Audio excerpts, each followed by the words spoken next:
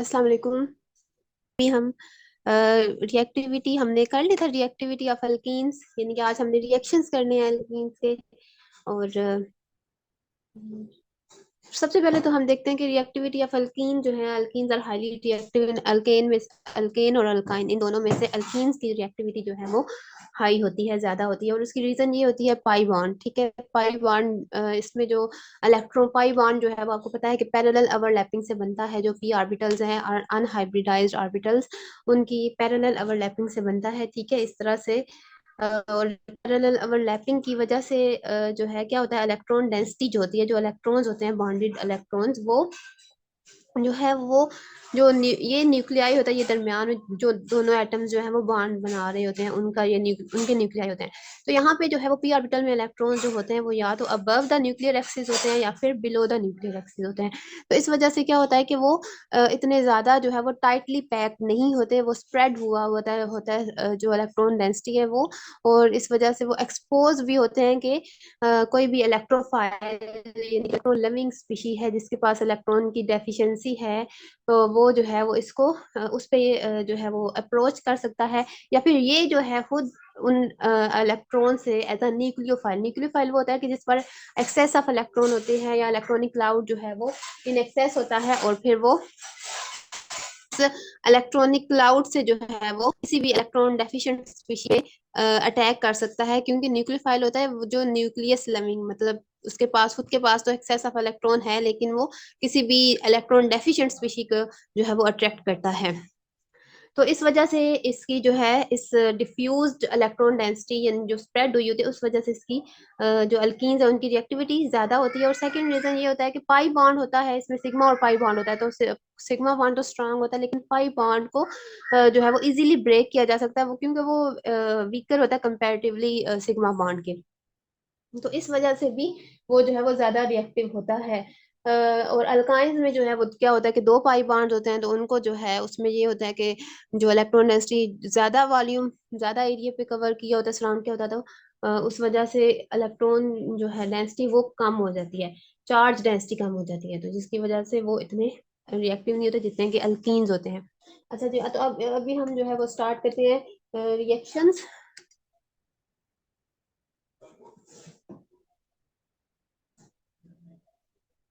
तो first of all जो है इलेक्ट्रोफिलिक्स एडिशन रिएक्शंस है।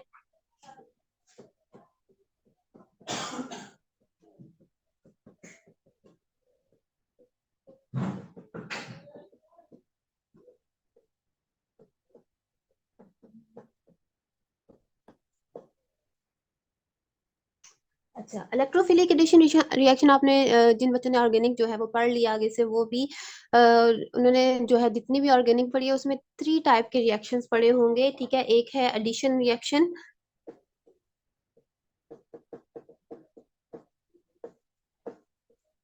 सेकंड इज सब्स्टिट्यूशन रिएक्शन,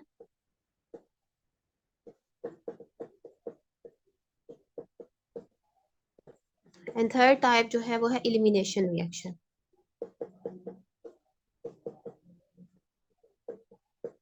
अच्छा, अब जो है क्या होता है कि जो एडिशन रिएक्शन मतलब एडिशन होता है without removal of any atom और एनी मॉलिक्यूल। ठीक है, कोई चीज जो है वो रिमूव नहीं होती, जितने नंबर ऑफ एटम्स पहले रिएक्टेंट में मौजूद होते हैं वही उतने ही रहते हैं। बल्कि क्या होता है कि दो जो है वो एक और मॉलिक्यूल जो है वो ऐड हो जाता है। इस वजह से रिएक्शन को कहा जाता है कि एडिशन रिएक्शन। वो किस वजह से होते हैं, वो डबल बॉन्ड की या ट्रिपल बॉन्ड की वजह से होते हैं, अनसेचुरेशन की वजह से होता है। बिल्कुल उसी तरह से जैसे कि सैचुरेटेड और अनसैचुरेटेड सोल्यूशन होता है, तो सैचुरेटेड सोल्यूशन में हम फर्दर सोल्यूट ऐड नहीं कर सकते, लेकिन जो अनसैचुरेटेड होते हैं उसमें फर्दर सोल्यूट जो है वो हम ऐड कर सकते हैं। तो बिल्कुल यही हिसाब है इसका। और एक मिनट जरा, ये जो है ये ब्लर क्यों आ रही है, ये चेक करने थे।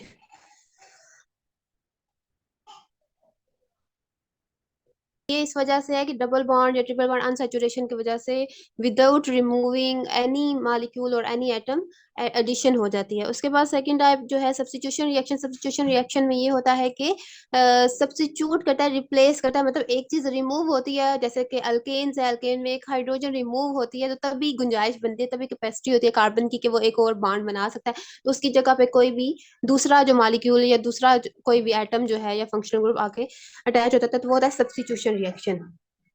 थर्ड टाइप होती है इलिमिनेशन रिएक्शन। तो इलिमिनेशन रिएक्शन में होता है कि एक मॉलिक्यूल इलिमिनेट होया विदाउट एडिंग एनीथिंग, मतलब कोई ना किसी ने सब्स्टिट्यूट किया ना कुछ और ऐड हुआ है, बस इलिमिनेशन हो गई। तो अब उस इलिमिनेशन का रिजल्ट क्या होता है कि कार्बन कार्बन जो बॉन्ड कार्बन कार्बन जो है उनका एक एक बॉन्ड कम हो जाता है, तो वो क्या होता है कि न्यू बॉन्ड आ जाता है, यानी कि डबल बॉन्ड इंट्रोड्यूस हो जाता है इलिमिनेशन रिएक्शन से। तो इलिमिनेशन रिएक्शन आपने लास्ट जो प्रिपरेशन ऑफ एल्कीन है उसमें भी स्टडी की है, तो इसी तरह से एल्काइन की जो है उसमें भी इलिमिनेशन, क्योंकि जब भी डबल बॉन्ड इंट्रोड्यूस करवाना होता है किसी भी मॉलिक्यूल में या ट्रिपल बॉन्ड, तो एलिमिनेट ही किया जाता है, तभी जो है वो डबल बॉन्ड इंट्रोड्यूस होता है।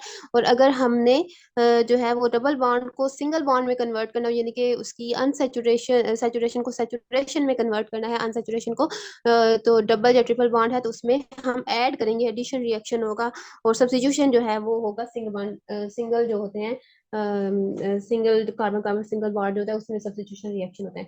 तो आज हम electrophilic substitution electrophilic addition reaction, यानी कि जिसमें इलेक्ट्रोफाइल इलेक्ट्रॉन डेफिशिएंट स्पीशीज जो है वो ऐड होती है।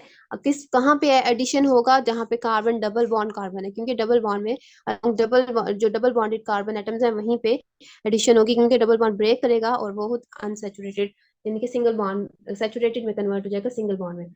अच्छा, फर्स्ट ऑफ ऑल है हाइड्रोजनेशन। तो हाइड्रोजनेशन जैसे कि नेम इंडिकेट कर रहा है, हाइड्रोजनेशन एडिशन ऑफ हाइड्रोजन। ठीक है।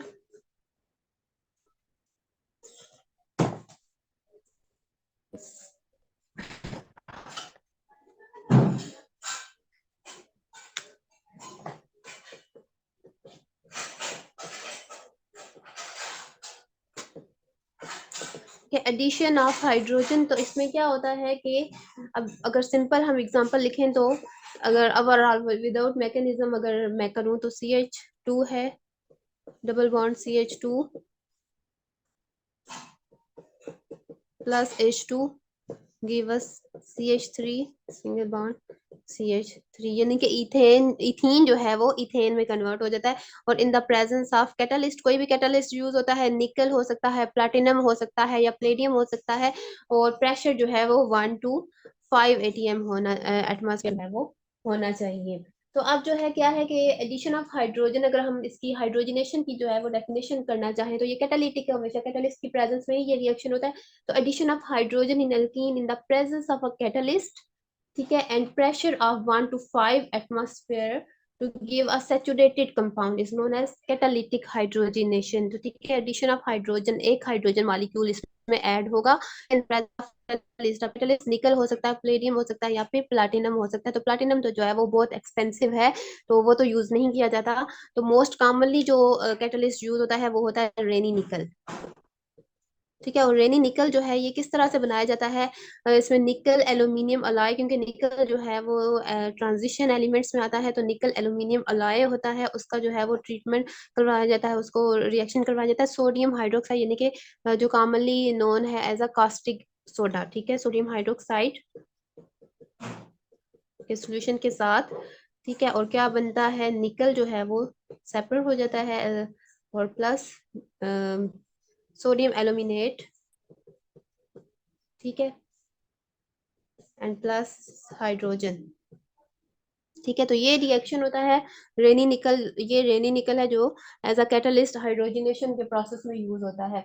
अच्छा, उसके बाद जो है वो अब इसमें इसके ये जो है हाईली एक्सोथर्मिक रिएक्शन है। एक्सोथर्मिक रिएक्शन यानी कि हीट इवॉल्व होती है, तो जो हीट इवॉल्व होती है उसको हम कहते हैं हीट ऑफ हाइड्रोजनेशन। तो हीट ऑफ हाइड्रोजनेशन को अगर हम उसको डिफाइन करना चाहें तो ये होता है कि the amount of heat evolve when 1 mole of the alkyne, ठीक है, 1 mole of the alkene is hydrogenated is called heat of hydrogenation. ठीक है, 1 मोल की हमेशा बात की जाती है, क्योंकि एक एक एटम की तो बात हो नहीं सकती। तो 1 मोल जब अल्कीन जो है वो हाइड्रोजनेशन उनकी होगी तो जो हीट इवॉल्व होती है उसको हीट ऑफ हाइड्रोजनेशन कहते हैं। और हीट ऑफ इसमें जो है वो जो कॉमनली मोस्ट ये है कि अल्कीन में वन जो डबल बॉन्ड होता है उसकी जो जब वो उसके हाइड्रोजनेशन होती है तो जो हीट इवॉल्व होती है वो होती है 120 किलो जूल पर मोल। तो फिर जिस हिसाब से जितने नंबर ऑफ बॉन्ड्स होंगे, नंबर ऑफ डबल बॉन्ड जितने होंगे उसी हिसाब से 120 तो उस हिसाब जो है ना हीट इवॉल्व होगी ऑन हाइड्रोजनेशन। अब जो है यहाँ पे एक एग्जांपल है 3 मिथाइल 1 ब्यूटीन।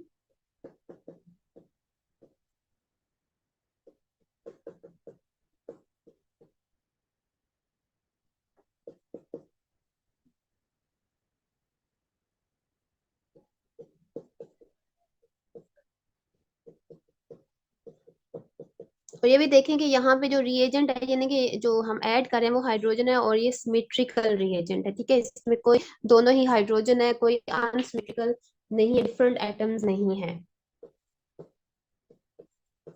तो ये डबल बॉन्ड यहाँ पे एडिशन होगी,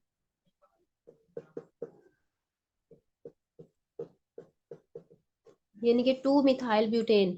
तो इसका मतलब है कि अल्कीन्स को जो है वो अल्केन्स में कन्वर्ट किया जा सकता है बाय प्रोसेस ऑफ हाइड्रोजनेशन। और इसका जो इंडस्ट्रियल यूज है वो ये है कि इंडस्ट्री में जो फैट्स भी हैं और ऑयल्स भी हैं, ऑयल्स भी फैट ही हैं, और जो घी है, वनस्पति घी जो होता है वो भी फैट ही है, लेकिन फर्क दोनों में ये होता है कि ऑयल जो है वो अनसैचुरेटेड फैट्स हैं और जो घी है वो सैचुरेटेड है। तो अनसैचुरेशन को सैचुरेशन में कन्वर्ट करने के लिए मतलब इंडस्ट्री में ये होता है कि जो वेजिटेबल ऑयल है उसको घी में कन्वर्ट किया जाता है बाय प्रोसेस ऑफ हाइड्रोजनेशन। ठीक है, हाइड्रोजनेशन के प्रोसेस के थ्रू जो ऑयल है, ठीक है, उसको कन्वर्ट किया जाता है घी में। तो ये इसका यूज है हाइड्रोजनेशन का इंडस्ट्री में। अच्छा, अब जो है इसी तरह से अगर हमने बेंजीन है, ठीक है, बेंजीन में भी डबल बॉन्ड है, 3 डबल बॉन्ड्स हैं, तो इसमें 3 जो हाइड्रोजन के मॉलिक्यूल्स हैं वो ऐड होंगे।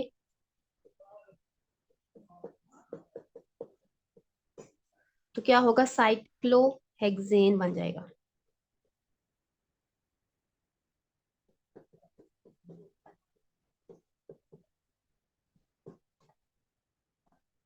ठीक है, तो ये तो है हाइड्रोजनेशन। अब नेक्स्ट जो है वो क्या है, hydrohalogenation. Hydro hydro and halogen मतलब हाइड्रोजन भी है और हेलोजन भी है, तो addition of hydrogen and halogen.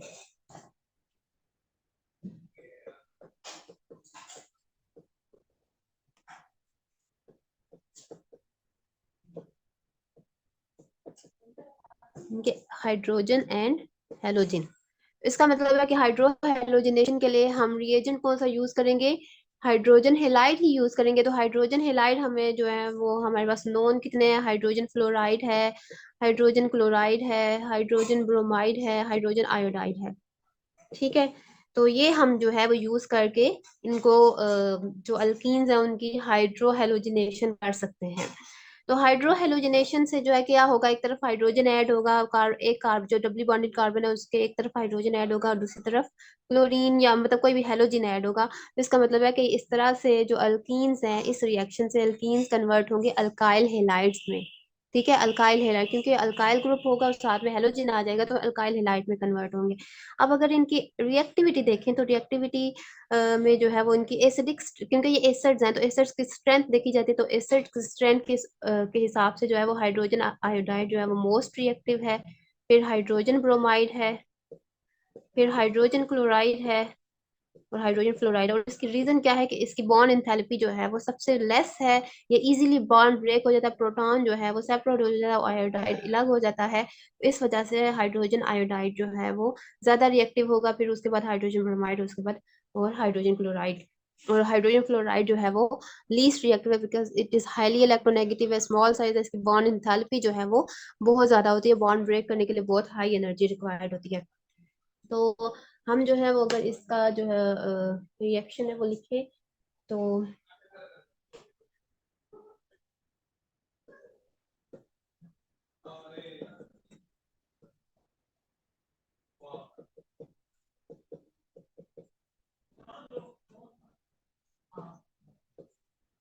क्या होगा कि हाँ, अब यहाँ पे एक चीज आप देखें कि अब आपने ये दोनों जो एडजेसेंट कार्बन है, एक में जो है वो आपने हाइड्रोजन ऐड करना है और एक में आपने हेलोजन ऐड करना है। दोनों अनसिमेट्रिक, दोनों डिफरेंट है। एक हेलोजन जो है वो नेगेटिवली चार्ज है, मोस्ट इलेक्ट्रोनेगेटिव है, और हाइड्रोजन जो है इसमें as a proton electron deficient species है। और अनसिमेट्रिकल दोनों एटम्स भी डिफरेंट है और इनकी इलेक्ट्रोनेगेटिविटी भी डिफरेंट है, चार्ज भी डिफरेंट है। तो अब आपने ये देखना है कि चले जो तो सिमेट्रिकल, और यहाँ पे अल्कीन्स जो हैं वो भी अनसिमेट्रिकल हैं। सिमेट्रिकल अल्कीन वो होंगे जैसे कि इथीन है, CH2 डबल बॉन्ड CH2, दोनों तरफ जो है इक्वली सब्स्टिट्यूटेड है कार्बन, यहाँ पे भी हाइड्रोजन दो है, यहाँ पे भी हाइड्रोजन दो है। तो इसमें तो अगर इसमें आपने हाइड्रोजन हेलाइड ऐड करवाना है तो वो सिंपल होगा, चाहे इस तरफ चाहे इधर हाइड्रोजन ऐड हो, चाहे इधर हाइड्रोजन इस कार्बन के साथ जो है वो बॉन्ड बनाए ऐड हो, कोई फर्क नहीं पड़ता उससे, क्योंकि दोनों सिमेट्रिकल है, दोनों एक जैसे ही हैं, सिमिलर पोजीशन है, इक्विवेलेंट है। लेकिन अगर अनसिमेट्रिकल एल्कीन हो और अनसिमेट्रिकल रिएजेंट हो तो फिर एडिशन जो होती है वो मार्कोनिकव रूल के अकॉर्डिंग होती है। मार्कोनिकव रूल क्या है? वो ये है कि this rule state that in addition of an unsymmetrical reagent, ठीक है, ये अनसिमेट्रिकल रिएजेंट है, टू एन अनसिमेट्रिकल एल्कीन, इसमें जब अल्कीन अनसिमेट्रिकल अल्कीन में जब एडिशन होगी अनसिमेट्रिकल रिएजेंट की, तो क्या होगा? The negative part of the adding reagent, तो जो नेगेटिव पार्ट है यानी कि इसका जो मोस्ट इलेक्ट्रोनेगेटिव है यानी कि ये वाला नेगेटिव जो है वो किस तरफ जाएगा? Will goes to that double bonded carbon atom which has the least number of hydrogen atom.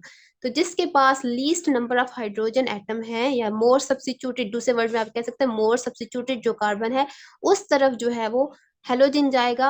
और हेलोजन नहीं, मतलब जो इलेक्ट्रोनेगेटिव होगा, या लाजमी नहीं है कि हेलोजन ही हो, तो जो मोस्ट इलेक्ट्रोनेगेटिव होगा वो उस साइड पे जाएगा, उस डबली बॉन्डेड कार्बन की तरफ जाएगा जिसके पास लीस्ट नंबर ऑफ हाइड्रोजन है। और जो पॉजिटिव पार्ट होगा उस रिएजेंट का, वो उस तरफ जाएगा जिस पर ऑलरेडी पहले ही नंबर ऑफ हाइड्रोजन एटम जो है वो ज्यादा है। तो इस केस में यहाँ पे जो है वो क्या होगा, यहाँ पे जो प्रोडक्ट हम इस तरह से प्रिडिक्ट कर सकते हैं या जो बनेगी वो यही होगी कि यहाँ जो CH जहाँ पे कम number less number of hydrogen है यानी कि मोर सब्स्टिट्यूटेड कार्बन है, तो इसके साथ जो है वो हेलोजन अटैच होगी, और यहाँ पे CH2 के साथ यहाँ पे ये एक और हाइड्रोजन ऐड हो जाएगी। ठीक है, तो इस तरह से ये प्रोडक्ट बनेगी हमारे पास।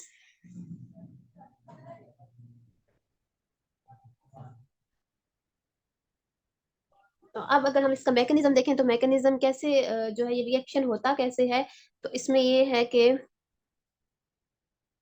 फर्स्ट स्टेप में देखें तो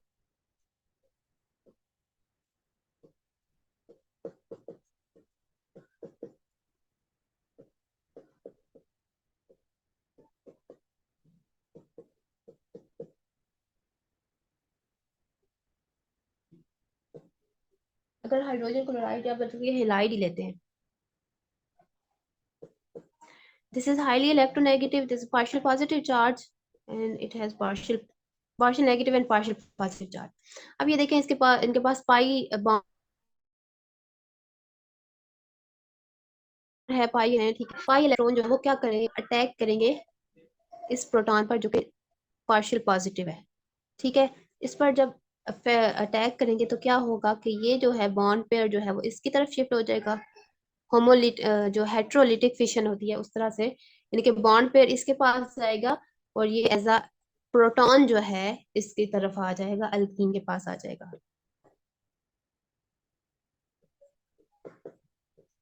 अब ये जो पाई बॉन्ड था ये इधर से ब्रेक हो जाएगा और ये किसके साथ बॉन्ड बना लेगा? हाइड्रोजन के साथ, जिनके जो प्रोटॉन,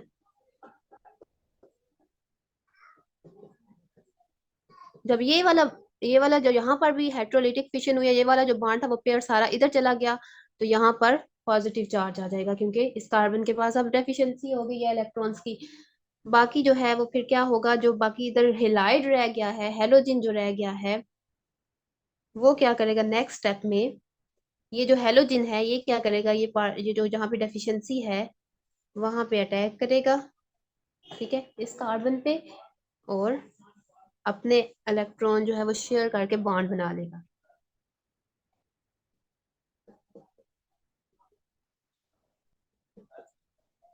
ठीक है, यहाँ पे X, ये कार्बन,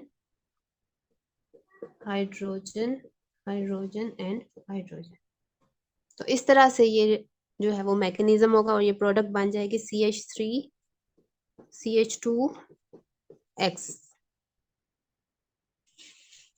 सही है। तो ये जो अंश में यहाँ पे तो जो है मार्को ने जो ये तो सिमेट्रिकल था, लेकिन जो होगा अनसिमेट्रिकल होगा, तो वहां पे जो है वो ये जो पॉजिटिव चार्ज है वो उसी कार्बन पे आएगा जो कि मोर सब्स्टिट्यूटेड होगा, क्योंकि जो कार्बोकेटाइन है वो मोर सब्स्टिट्यूटेड कार्बोकेटाइन जो होता है वो ज्यादा स्टेबल होता है। तो उस तरह से भी आप प्रोडक्ट को जो है वो प्रिडिक्ट कर सकते हैं कि वो वाला प्रोडक्ट बनेगा जिसमें ये जो कार्बोकेटाइन बना है वो मोर सब्स्टिट्यूटेड है। अच्छा, उसके बाद हाइड्रेशन है। तो hydration is addition of water. तो जैसे हमने प्रिपरेशन में देखा था कि डिहाइड्रेशन, ठीक है, डिहाइड्रेशन ऑफ अल्कोहल से क्या बना था, अल्कीन बनी थी। तो यहाँ पर हाइड्रेशन ऑफ अल्कीन से क्या बनेगा, अल्कोहल ऑपोजिट होगा, वहां पे डिहाइड्रेशन हुई थी अल्कोहल की तो अल्कीन बना था। यहाँ पे अल्कीन की हाइड्रेशन होगी यानी कि एडिशन ऑफ वाटर होगा, तो क्या बनेगा, अल्कोहल बनेगा, और वो भी इन the presence of sulphuric acid था। यहाँ पे भी सल्फ्यूरिक है, लेकिन यहाँ पे क्या होगा कि पहले सल्फ्यूरिक एसिड के साथ रिएक्शन होगा, अल्काइल हाइड्रोजन सल्फेट बनेगा, फिर उसका जो है उसको जो है वो वाटर के साथ रिएक्ट करवाया जाएगा, तो फिर अल्कोहल होगा।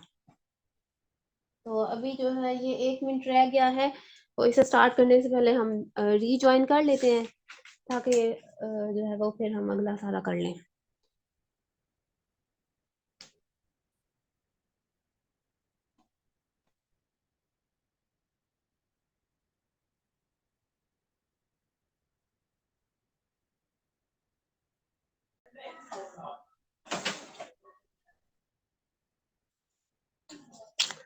अच्छा जी, हाइड्रो हेलोजिनेशन के बाद नेक्स्ट हाइड्रेशन हम स्टडी करते हैं।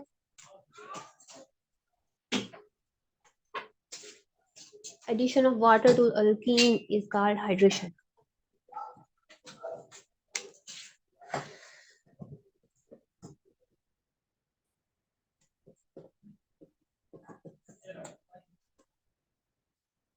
तो ये एडिशन ऑफ वाटर जो है, अल्कीन जो है वो पहले वाटर के साथ रिएक्ट करेगा, लेकिन in the presence of mineral acid to form alcohol, alkenes on reaction with cold concentrated sulphuric acid. तो कोल्ड कंसंट्रेटेड सल्फ्यूरिक एसिड के साथ पहले रिएक्शन से क्या बनेगा, अल्काइल हाइड्रोजन सल्फेट। ठीक है, अब these alkyl hydrogen sulphate on boiling with water, water के साथ जब उसको फिर बॉयल किया जाएगा तो फिर वो डिकम्पोज होके अल्कोहल बनाएगा।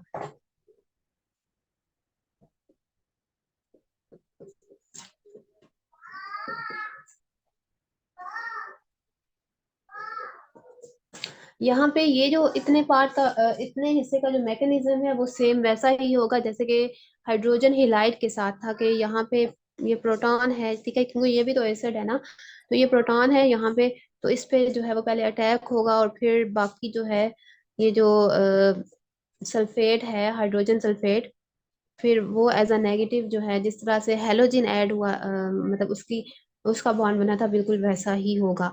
तो यहाँ पे भी ऐसे ही ये सारा होगा, मतलब CH3 बनेगा यहाँ पे, ये वाला जो प्रोटॉन उससे, और ये CHOSO3H, यानी कि ये पूरा पोर्शन जो है वो एज अ नेगेटिव अटैच होगा इसके साथ। ठीक है, अब उसका फिर जो ये है अल्काइल हाइड्रोजन, अब यहाँ पे इथाइल है, इथेन था तो इथाइल हाइड्रोजन सल्फेट, अगर कोई आर ग्रुप जनरल बात करें तो आर ग्रुप होगा, तो अल्काइल हाइड्रोजन सल्फेट। इसको फिर जो है वो वाटर के साथ बॉयल, मतलब बॉयल करना है, तो वाटर किस पे बॉयल करता है, 100 डिग्री सेल्सियस पे बॉयल करता है। तो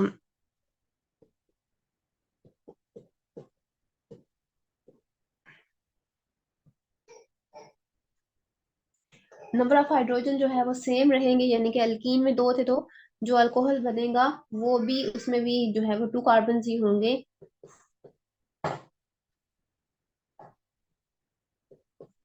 तो एथेनॉल बनेगा,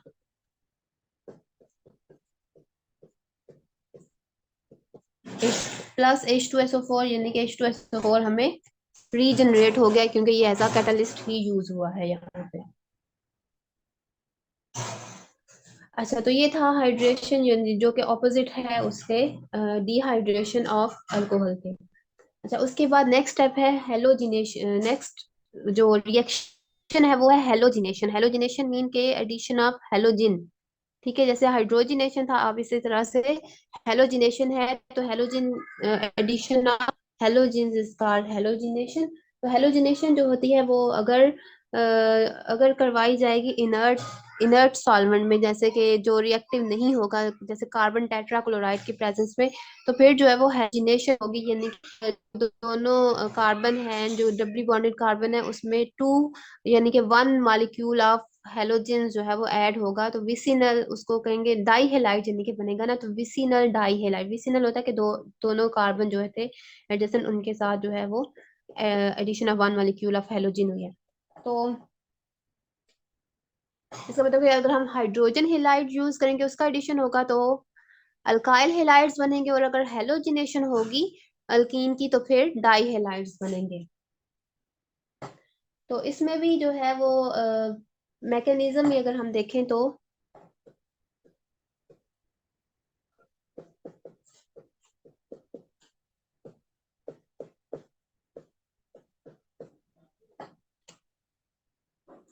हाँ, इस केस में भी देखें कि फ्लोरीन जो है वो टू रिएक्टिव है। ठीक है, और आयोडीन जो है वो रिएक्ट नहीं करता। इसका मतलब है कि क्योंकि इलेक्ट्रोफिलिक इलेक्ट्रोफाइल जो है, जो इलेक्ट्रॉन लिविंग स्पीशीज है, वो फ्लोरीन जो है वो हाईली इलेक्ट्रोनेगेटिव है, तो इस वजह से उसका रिएक्शन बहुत ज्यादा, मतलब हाईली रिएक्टिव होगा। क्लोरीन का उससे थोड़ा कम होगा।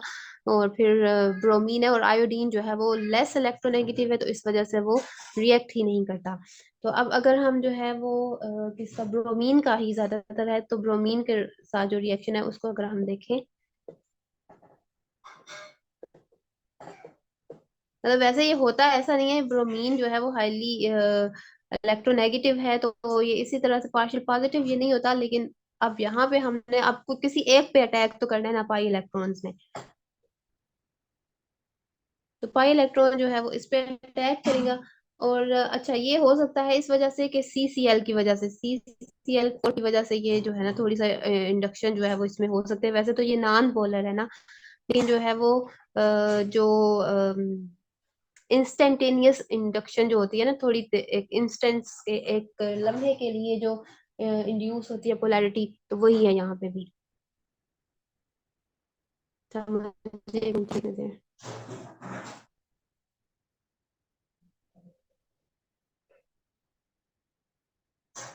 क्या रिपीट करूं?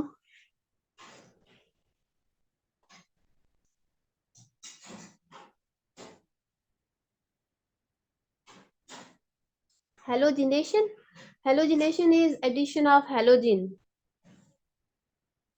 Across double bond is called halogenation. और हेलोजिनेशन में जो है वो इनर्ट सॉल्वेंट यूज होता है कार्बन टेट्राक्लोराइड, यानी कि जो खुद इटसेल्फ अल्कीन्स के साथ ना रिएक्ट करता है। ठीक है, और ना ही उसका कोई ब्रोमीन के साथ रिएक्शन होगा। कार्बन टेट्राक्लोराइड सॉल्वेंट यूज किया जाता है, इनर्ट सॉल्वेंट है। और उसके बाद जो सेकंड ये है कि हेलोजिनेशन से जो है वो डाई हेलाइड्स बनते हैं। ठीक है, क्योंकि और वो एडजेसेंट कार्बन के ऊपर होते हैं, तो इनको कहा जाता है विसिनल डाई हेलाइड्स।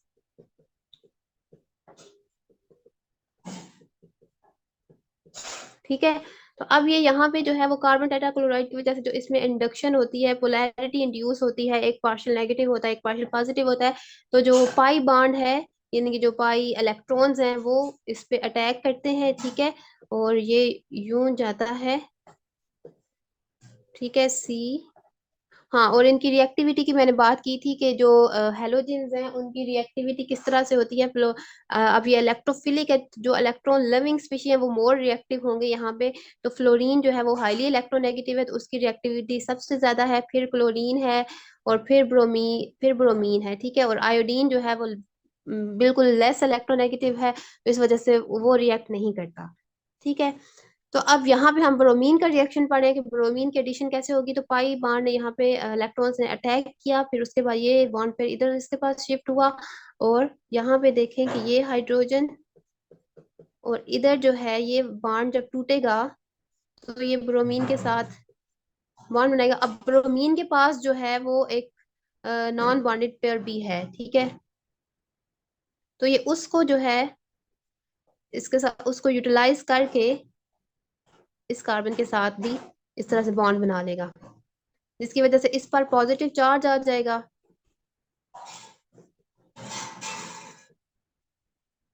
और ये ब्रोमोनियम, साइक्लिक ब्रोमोनियम आयन जो है ये बन जाएगा। ठीक है। तो अब जो है फिर जो सेकंड वाला ब्रोमीन था, जो सेकंड वाला जो इसका एटम था इस मॉलिक्यूल का, जिसके पास जो है वो पेयर ऑफ इलेक्ट्रॉन है, वो उसके वो एक्सेस इलेक्ट्रॉन डेंसिटी है उसके पास। वो फ्रॉम, अब इस साइड से तो वो अटैक नहीं कर सकता, वो ऑपोजिट साइड से, इस साइड से वो अटैक करेगा। ठीक है। अब ये भी जो है वो पार्शियल पॉजिटिव ही है। ठीक है। तो ये क्या करेगा, उस पर अटैक करेगा, और ये जो है यहाँ पे इसका इसकी तरफ जाएगा, जो इसने बॉन्ड पेयर शेयर करके ये बॉन्ड बनाया हुआ था। तो क्या होगा, सी सी, बी आर इधर होगा और एक बी आर इधर होगा, यानी कि एंटी एडिशन हुई है, एक ऑपोजिट साइड से, एक इस साइड से और एक इस साइड से।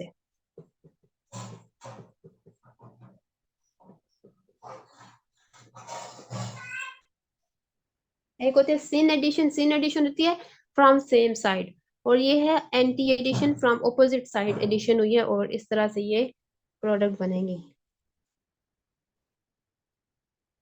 Trans one two die bromo ethane.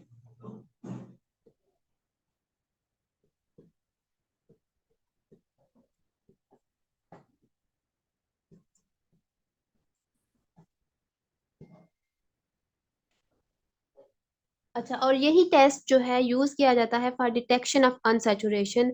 ये टेस्ट ये चेक करने के लिए कि क्या जो हमारे पास गिवन मॉलिक्यूल है या गिवन कंपाउंड है उसमें अनसैचुरेटेड अनसैचुरेशन है, यानी कि डबल बॉन्ड है। वो इस तरह से पता चलता है कि ये इसका कलर होता है ब्राउन कलर होता है इसका, जो ब्रोमीन वाटर है उसका तो रेडिश ब्राउन कलर होता है। और जब इसमें इसका जब हम कोई अनसैचुरेशन प्रेजेंट होती है तो क्या होता है कि वो कलर जो है वो डिसअपियर हो जाता है, जिससे अंदाजा होता है कि जो भी मॉलिक्यूल है उसमें अनसैचुरेशन है, उसमें डबल बॉन्ड या ट्रिपल बॉन्ड प्रेजेंट है।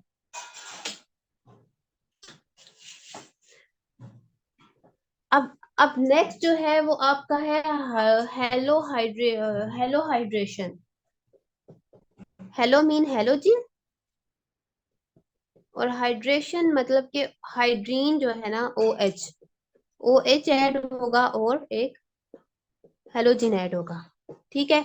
और ये कैसे होता है, ये इस तरह से होता है कि अगर हम हेलोजिनेशन, पहले हमने हेलोजिनेशन की है इन इनर्ट, ठीक है, जैसे कार्बन टेट्राक्लोराइड इनर्ट सॉल्वेंट में हमने हेलोजिनेशन करवाई है। अब अगर जो है वो हेलोजिनेशन इन वाटर हो तो फिर जो है क्या प्रोडक्ट होगी, हेलोजिनेशन इन वाटर या इन एक्वस सॉल्यूशन। तो फिर जो है क्या होगा कि जो सॉल्वेंट है ये, अब जो वाटर है ये जो है इनर्ट नहीं है, ये क्या करेगा कि जब हेलोजिनेशन, मतलब एक उसी तरह का जो फर्स्ट स्टेप है ना, बिल्कुल हेलोजिनेशन वाला जो साइक्लिक जो स्ट्रक्चर बनता है, साइक्लिक ब्रोमोनियम आयन जैसे जो बना था साइक्लो ब्रोमोनियम आयन, तो उसमें जो है फिर क्या करेगा, नेक्स्ट जो, उसमें तो ये था ना जो हेलोजिनेशन थी जिसमें इनर्ट सॉल्वेंट था, उसमें जो दूसरा हेलोजन का मॉलिक्यूल है वो अटैक करता है और इस तरह से डाइब्रोमाइड बन जाता है। लेकिन यहाँ पर क्या होगा कि यहाँ पे जो वाटर मॉलिक्यूल है वो अटैक करेगा, और फिर उसमें जो है वो एक कार्बन के साथ ओ एच ने ओ एच जो है वो अटैच हो जाएगा। ठीक है। तो वो इस तरह से ये होगा, तो इसलिए फिर हमारे पास क्या प्रोडक्ट बनती है, ये जो एक तरफ हाइड्रोजन ऐड होगी और एक तरफ बल्कि हेलोजन ऐड होगी और एक तरफ ओ एच, तो इसको कहते हैं हेलोहाइड्रीन।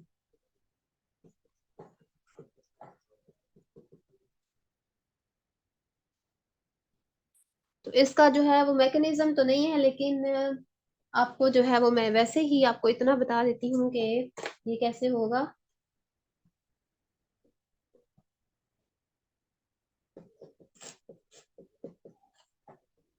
इसमें भी अगर तो जो है वो एंटी नहीं अनसिमेट्रिकल अल्कीन होंगे, तो अनसिमेट्रिकल अल्कीन में फिर यही होगा कि वाटर बाद में ऐड होता है ना, तो वाटर जो है वो क्या करेगा कि उस कार्बन के साथ अटैच होगा जो कि लेस सब्स्टिट्यूटेड होगी, यानी कि जिसके पास लेस नंबर ऑफ हाइड्रोजन होंगे। फॉर एग्जाम्पल कि अगर कोई ऐसा केस आ जाए, C H double bond CH2 है और R है, ठीक है।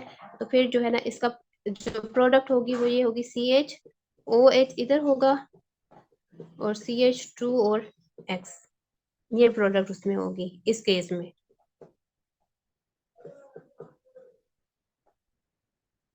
ठीक है, OH जो है वो मोर सब्स्टिट्यूटेड जो कार्बन है उसके साथ अटैच होगा।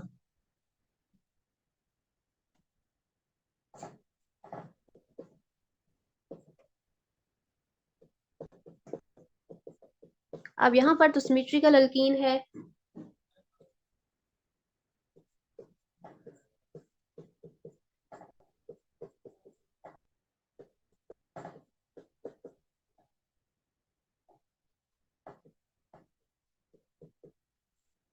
ये हेलोहाइड्रीन बन जाती है और साथ में HX बन जाता है। अच्छा, अब अगर मैं इसको थोड़ा सा आपका मैकेनिज्म आपको को इसका बता दूं तो क्या होगा कि अगर फर्स्ट स्टेप वैसे के होगा जैसे कि हेलोजिनेशन का हुआ था, वैसा ही होगा। फिर बाकी क्या होगा, H2C CH2Br, अगर ब्रोमीन के साथ ही हम फर्ज करते हैं कि हुआ है, तो इस साइड से क्या होगा कि यहाँ पे जो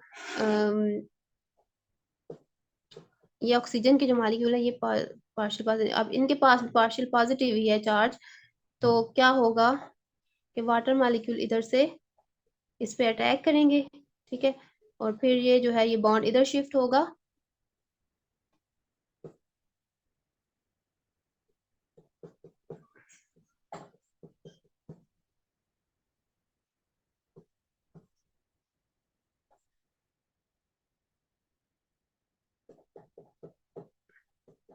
मतलब ये इस तरह से H2O पॉजिटिव बना हुआ है, ठीक है ना। मैं इसको अलग से करके लिख देती हूँ, OH और ये H, तो इस पर पॉजिटिव चार्ज आया हुआ है। अच्छा, अब क्या होगा कि एक और वाटर मॉलिक्यूल आएगा, अब वो एज अ बेस एक्ट करेगा और क्या करेगा, इस प्रोटॉन को जो है वो इससे, क्योंकि यहाँ पे ज्यादा अवर बॉन्ड बने हुए हैं ना, कि ऑक्सीजन जो है वो 3 ऑक्सीडेशन स्टेट, 3 तो वैलेंस बॉन्ड ही ना बना सकती, तो क्या करेगा कि वो इस प्रोटॉन को निकालेगा और ये बॉन्ड इधर बॉन्ड पेयर जो है वो इस हाइड्रोजन के ऑक्सीजन के पास वापस आएगा, तो क्या हो जाएगा, CH2OH CH2Br, तो ये वाली प्रोडक्ट होगी। यानी कि जो सॉल्वेंट था वो ही एज अ मतलब रिएक्टेंट यूज हो रहा है यहाँ पे। तो सॉल्वेंट के मॉलिक्यूल, सॉल्वेंट क्या था, वाटर था, तो एक तरफ जो है फिर ब्रोमीन ऐड हुई है और दूसरी तरफ जो सॉल्वेंट था, वाटर था, वो ऐड हुआ है। तो इस तरह से हमारे पास हेलोहाइड्रेशन हो जाती है अल्कीन्स की।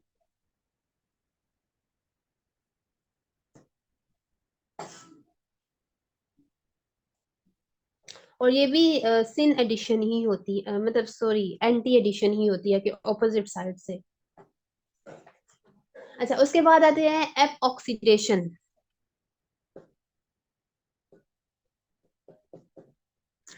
एप ऑक्सीडेशन जो है ये पार्शियल ऑक्सीडेशन ऑफ अल्कीन है। यहाँ पे जहाँ आपके ऑक्सीडेशन के लिए मैंने इससे पहले पता नहीं शायद नूर ने पूछा था या सारा ने कि पर ऑक्सी एसिड्स के बारे में पूछा था, तो वो मैंने उनको बताया था कि जो हाइड्रोजन, जैसे हाइड्रोजन परऑक्साइड है ना, ठीक है, और इससे पहले हमने सोडियम परऑक्साइड भी पढ़ा था, तो उनमें क्या होता है, ओ ओ बॉन्ड, यानी कि ऑक्सीजन ऑक्सीजन बॉन्ड होता है जो कि हाईली वीक होता है और ये आसानी से ब्रेक हो जाता है। तो इसी तरह से जो पर ऑक्सी एसिड्स हैं वो इस तरह से होता है कि उनमें भी जैसे एसिटिक एसिड है, तो एसिटिक एसिड तो वैसे तो ये है ना, C double bond O OH, ये है ना एसिटिक एसिड, लेकिन पर ऑक्सी एसिटिक एसिड जो है वो यूं होगा, CH3 C double bond O यानी कि ये जो हाइड्रोजन परऑक्साइड वाला जो O बॉन्ड है ना वो यहाँ पे है, ठीक है, और फिर ये हाइड्रोजन। इसी तरह से पर ऑक्सी बेंजोइक एसिड भी है, बेंजोइक एसिड में जो है वो बेंजीन रिंग होती है, C डबल बॉन्ड O, फिर यहाँ पे O और H, ठीक है। तो ये जो है ये पर ऑक्सी या पर बेंजोइक एसिड है और ये पर एसिटिक एसिड है, इनको कहा जाता है पर एसिड। तो ये एज ऑक्सीडाइजिंग एजेंट यूज होते हैं। ठीक है, पार्शियल ऑक्सीडेशन करनी हो तो फिर हम इनको यूज करते हैं, और अगर कंप्लीट ऑक्सीडेशन हो करनी हो तो फिर हमने जैसे पोटाशियम परमंगनेट पढ़ा था, वो भी एज ऑक्सीडाइजिंग एजेंट यूज होता है, तो हम उसको यूज कर सकते हैं। कंप्लीट ऑक्सीडेशन का मतलब ये होता है कि जैसे अभी मैं आपको बताती हूँ कि अब अल्कीन की ये जो पार्शियल ऑक्सीडेशन होगी, यानी कि सिर्फ इतना ही होगा कि बस एक ऑक्सीजन जो है वो ऐड होगी, एक oxygen atom.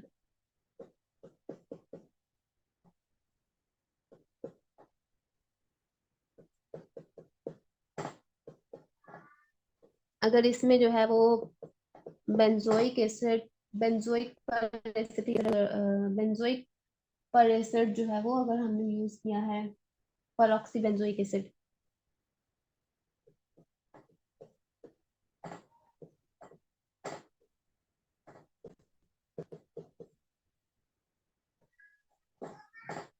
Chloroform as a solvent use किया गया है, तो ये क्या होगा, CH3CH, सिर्फ ये पाई बॉन्ड जो है ये इसका अटैक जहाँ पे होगा, और बिल्कुल जैसे ब्रोमीन वाला था ना, साइक्लिक, वो हेलोजन साइक्लिक जो बना था, वैसा ही यहाँ पे भी बनेगा। तो बस यहाँ तक ये स्टॉप हो जाता है, और इस इनको कहते हैं एबऑक्सी प्रोपेन,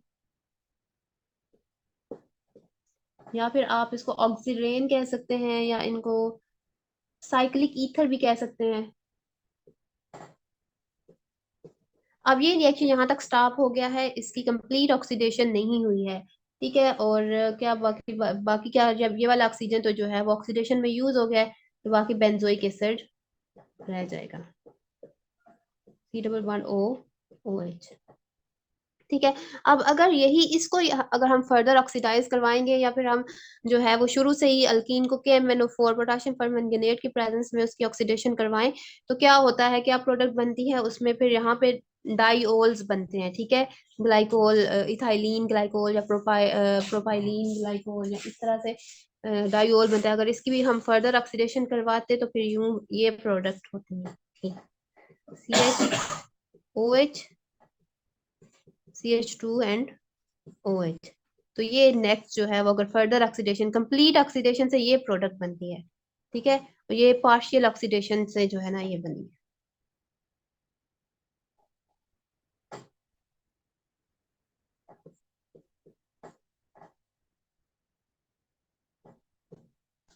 अच्छा, अब नेक्स्ट है ओजोनोलाइसिस।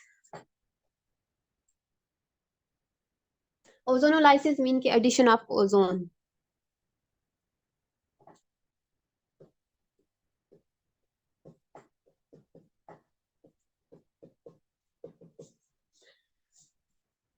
ओजोन जो होती है उसका यूं स्ट्रक्चर होता है O3, ठीक है। अब इसकी एडिशन होनी है,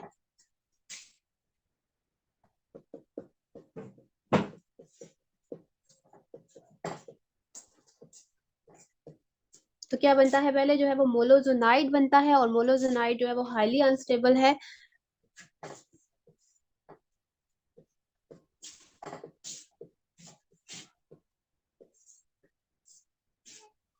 ठीक है, देखिए मैंने आपको जैसे स्ट्रक्चर बताया उसी की जो है वो डबल बॉन्ड के क्रॉस इस तरह से एडिशन होगी, तो इसको कहते हैं मोलोजनाइड।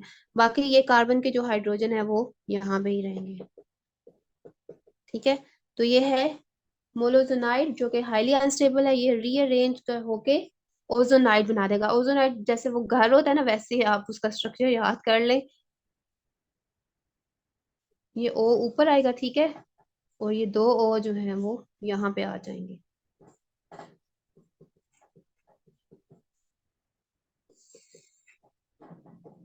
ठीक है, ये ओजोनाइड है। अब अगर जो है वो ओजोनाइड ये भी अनस्टेबल है, अगर हम साथ ही जिंक प्रेजेंट हो और वाटर के साथ हम इसको फर्दर बॉयल करवाएं, तो क्या होगा कि इसकी रिडक्शन होगी और रिड्यूस होकर कार्बोनाइल कंपाउंड्स बनेंगे। कार्बोनाइल कंपाउंड यानी कि एल्डिहाइड्स या कीटोन्स। एल्डिहाइड बनेगा या कीटोन बनेगा ये डिपेंड करता है कि अल्कीन जो है वो किस टाइप की थी, ठीक है। तो वो कैसे हमें पता चलेगा कि क्या एल्डिहाइड कीटोन बनेगा, क्योंकि जो डबली बॉन्डेड कार्बन है ना, वो जो है वो कार्बोनाइल जो कार्बन है उसमें कन्वर्ट होते हैं। जैसे इसमें देखें, तो अगर हम इसकी जो है वो जिंक, इसको फर्दर जो है वो हम बॉयल करवाएं, जिंक सोल्यूशन के साथ, तो क्या होगा कि ये था ना डबली बॉन्डेड कार्बन, तो ये किस में कन्वर्ट हो जाएगा, कार्बोनाइल में। और ये दूसरा डबली बॉन्डेड कार्बन है, ये भी कार्बोनाइल में कन्वर्ट हो जाएगा। बाकी इस कार्बन के साथ क्या अटैच था, फिर वो तय करेगा कि वो कि कौन सी एल्डिहाइड बनेगी, क्या बनेगा, कीटोन बनेगा, क्या बनेगा। तो देखते हैं कि अब इसमें देखें, ये डबली बॉन्डेड कार्बन है ना, तो ये सी डबल बॉन्ड ओ, ठीक है। इसके साथ क्या क्या अटैच है, दो हाइड्रोजन अटैच है बस। तो ये हाइड्रोजन और ये हाइड्रोजन। दूसरा डबली बॉन्डेड कार्बन ये था, ठीक है। इसके साथ ये जो है कन्वर्ट होगा कार्बोनाइल में, ठीक है। और फिर क्या होगा कि ये इसके साथ हाइड्रोजन और हाइड्रोजन, यानी कि दो हमारे पास फॉर्म एल्डिहाइड्स बनी है।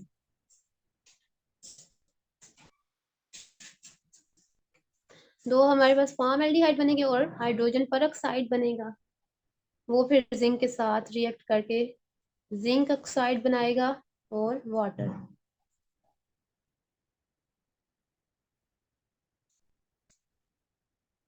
ठीक है। आप इसी तरह की कोई और एग्जांपल भी आप जैसे प्रोटीन की एग्जांपल ले लें, उसकी आप ओजोनोलाइसिस करके देखें, तो फिर आपके पास जो है वो स्ट्रक्चर डिफरेंट होगा। जैसे अब ये है, इसी को ही मैं,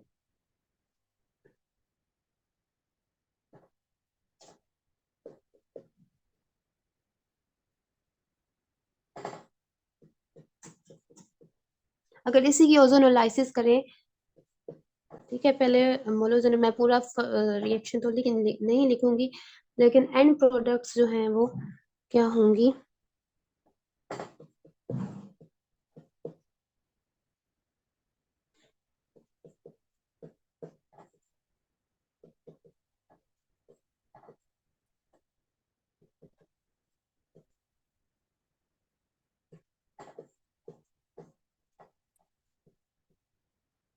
ठीक है, तो इस तरह से ये जो ओजोनाइड है वो, और फिर आप फर्दर उसका अगर जिंक और वाटर के साथ करवाएं रिएक्शन, तो क्या होगा कि ये कार्बन था ना जो डबली बॉन्डेड था, तो ये कन्वर्ट होगा कार्बोनाइल में। तो सी डबल बॉन्ड ओ, इसके साथ एक हाइड्रोजन है और एक मिथाइल ग्रुप है, ये बनेगा। अब ये दूसरा था, तो इसके साथ भी एक CH3 C double bond O and H, यानी कि टू एसिटाल्डिहाइड बने हैं। और जिंक जो है वो हाइड्रोजन पर के साथ रिएक्शन करके जिंक ऑक्साइड और वाटर बनेगा। तो ये चीज जो है, ये अल्कीन जो है वो कौन से टाइप का है, उससे हम अंदाजा लगाएंगे कि कौन सी एल्डिहाइड और कीटोन बनता है। अच्छा, अब यही रिएक्शन जो ओजोनाइड वाला है, ओजोनोलाइसिस है, यही जो है यूज होता है for detection of double bond के। डबल बॉन्ड कहाँ पर, लोकेशन, बल्कि लोकेशन ऑफ डबल बॉन्ड के लिए यूज होता है। डबल बॉन्ड की लोकेशन क्या है अल्कीन्स के अंदर, तो लोकेशन जो है, क्योंकि अब ये जो एल्डिहाइड्स या कीटोन्स बनती हैं, इसी से पता चल जाता है कि लोकेशन क्या थी, क्योंकि उसके साथ कितने जो है वो कार्बन अटैच थे। तो हम इस रिएक्शन को फिर जो है लोकेट करने के लिए यूज कर सकते हैं डबल बॉन्ड की पोजीशन को। जो उसके बाद नेक्स्ट है पॉलीमराइजेशन। तो पॉलीमराइजेशन मीन के जब जिस तरह से एक ब्रिक होती है, छोटी सी ब्रिक होती है, और वो बहुत सारी ब्रिक्स जो है वो मिलकर एक वॉल बना देती हैं, तो इसी तरह से पॉलीमर्स में भी क्या होते हैं कि छोटे छोटे जो स्मॉलर यूनिट्स होते हैं, रिपीटेडली जो है वो एक दूसरे के साथ अटैच होते जाते हैं और एक बड़ा मॉलिक्यूल बना देते हैं, जिसको कहते हैं पॉलीमर। ठीक है। तो ये पॉलीमराइजेशन जो है वो उस प्रोसेस को कहते हैं पॉलीमराइजेशन। तो polymerization is the process in which small organic molecules which are called monomers combine together to form larger molecules। ठीक है। The substance so produced are called polymers. तो इथीन जो है, इसमें भी क्या होता है कि ये एज अ मोनोमर, ये एज अ रिपीट मोनोमर जो है वो रिपीटेडली एक दूसरे के साथ अटैच होते जाते हैं कि एट द एंड जो है वो हमारे पास पॉलीथीन इसको बोलते हैं, या पॉली इथाइलिन भी कह सकते हैं, बनता है। ठीक है। तो ये अब इसमें से जो है 400 डिग्री सेल्सियस होगा, और प्रेशर जो है वो 100 है, एटमॉस्फेरिक प्रेशर।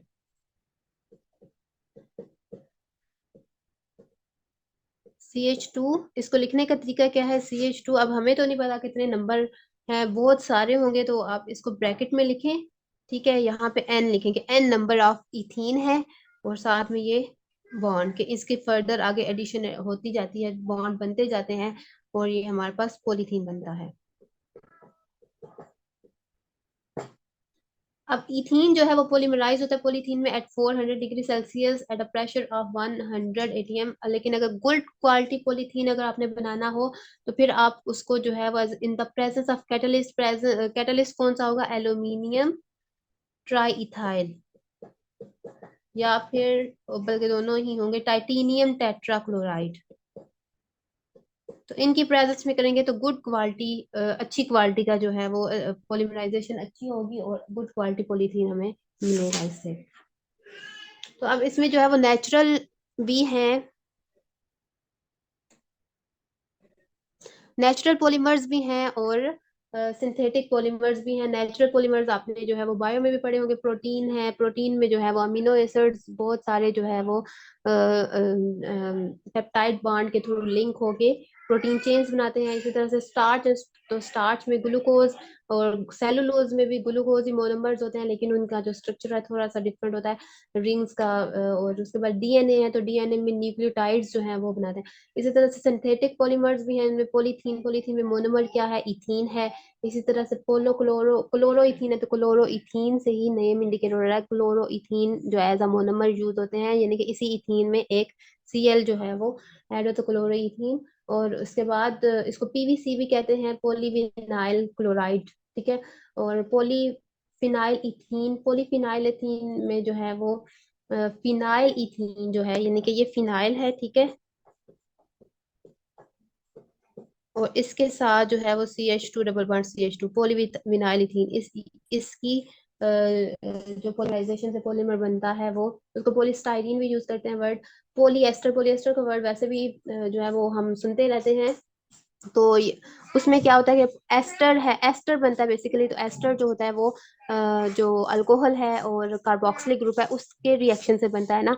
तो यहाँ पे क्या होगा, डाई कार्बोक्सिलिक एसिड यूज होता है और डाई ऑल यूज होते हैं, ठीक है। यहाँ पे जैसे कि है ethane 1,2 diol and benzene 1,2 di carboxylic acid.